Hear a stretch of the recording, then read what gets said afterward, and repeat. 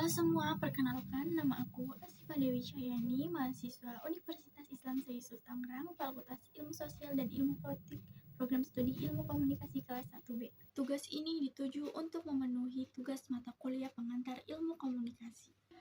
Pada kesempatan kali ini, saya akan menyampaikan hasil wawancara dan analisis terkait pengelolaan opini publik. Dalam konteks ini, merujuk pada opini warga di tingkat lingkungan RT. Sebelum wawancara dilakukan, tentunya saya telah meminta izin kepada narasumber untuk melakukan wawancara secara langsung. Beliau pun memberikan izin untuk digunakan sebagai bahan tugas akademik. Ya, beliau merupakan ketua RT di tempat tinggal saya. Ia bernama Pak Sarta, yang menjadi salah satu narasumber dalam wawancara ini. Dalam kehidupan bermasyarakat, seringkali beredar berbagai informasi yang menjadi bahan pembicaraan warga. Informasi tersebut terkadang menimbulkan perbedaan pendapat dan dapat menyebabkan kesalahpahaman jika tidak dikelola dengan baik.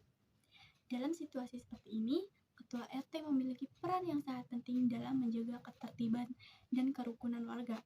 Oleh karena itu, wawancara dilakukan untuk mengetahui bagaimana peran Ketua RT dalam menyikapi dan mengelola perbedaan pendapat warga melalui pendekatan defense dan offense. Berdasarkan hasil wawancara dengan narasumber, disampaikan bahwa informasi yang ramai dibicarakan warga biasanya berasal dari percakapan antar warga maupun dari grup WhatsApp. Informasi tersebut tidak jarang menimbulkan perbedaan pendapat karena adanya perbedaan pemahaman antar warga. Salah satu informasi yang sering menimbulkan perbedaan pendapat ialah terkait penerimaan bantuan sosial, yaitu bansos. Menurut Ketua RT, apabila terdapat warga yang belum menerima bantuan, biasanya diberikan pemahaman bahwa bantuan tersebut merupakan program dari pemerintah dan bukan kewenangan dari pihak RT. Ketua RT juga menyampaikan kepada warga bahwa yang belum menerima bantuan bisa saja mendapatkan pada kesempatan berikutnya, namun tanpa adanya janji yang pasti. Ya udah, yang dapat mungkin ini bulan-bulan depan, siapa tahu milik ibu bulan depan, tapi saya nggak jadiin, gitu aja bilangnya. Karena bansos itu dari pemerintah langsung. Alhamdulillah nurut-nurut semua warganya, nggak membenci lah gitu. Selain itu, perbedaan pendapat juga dapat muncul akibat perilaku warga yang meresahkan lingkungan, seperti adanya warga yang tidak mematuhi peraturan, contohnya seperti mabuk.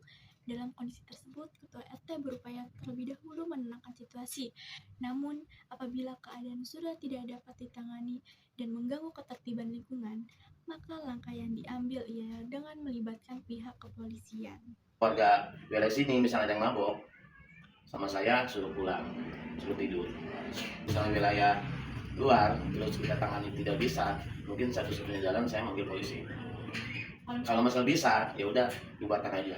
Kamu pergi jauh-jauh, jangan mengganggu di warga saya.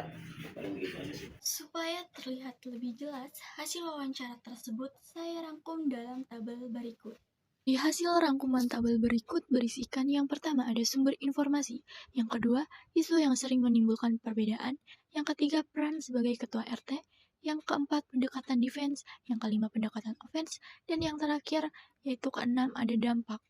Dari hasil wawancara, pendekatan defense terlihat dari upaya ketua RT dalam menenangkan warga dan meluruskan informasi yang kurang jelas. Khususnya terkait bantuan sosial, yaitu bansos, Ketua RT memberikan penjelasan bahwa bansos merupakan program pemerintah dan bukan kewenangan dari pihak RT, sehingga diharapkan dapat menenangkan keresahan warga. Sementara itu, pendekatan offense dilakukan ketika Ketua RT mengambil tindakan tegas terhadap perilaku warga yang meresahkan, seperti melibatkan pihak kepolisian apabila situasi sudah tidak dapat ditangani. Pendekatan ini bertujuan untuk menjaga ketertiban dan mencegah masalah serupa terulang. Hal ini juga sesuai dengan konsep komunikasi politik dalam menangani dan mengelola opini publik di lingkungan sekitar. Dengan demikian, pengelolaan opini warga dilakukan secara seimbang melalui langkah defense maupun offense sesuai dengan kondisi yang terjadi. Berikut refleksi dari hasil pemaparan ini menunjukkan bahwa pembahasan masih berfokus pada sudut pandang Ketua RT sebagai pengelola lingkungan. Untuk kedepannya, analisis dapat diperdalam dengan meninjau lebih lanjut pola komunikasi yang dilakukan Ketua RT. informasi kepada warga sehingga pengelolaan opini publik di tingkat lingkungan dapat dipahami secara lebih jelas. Itu tadi hasil wawancara dan analisis yang telah saya lakukan. Dapat disimpulkan bahwa Ketua RT memiliki peran yang sangat penting dalam mengelola opini warga. Ketika muncul perbedaan pendapat melalui pendekatan defense dan offense, Ketua RT mampu menenangkan warga, meluruskan informasi yang kurang benar, serta membangun sikap bijak dan menjaga kerukunan di lingkungan. Hal ini membantu menciptakan suasana lingkungan yang aman, rukun, dan juga kondusif. Nah, itu tadi pemaparan hasil wawancara dan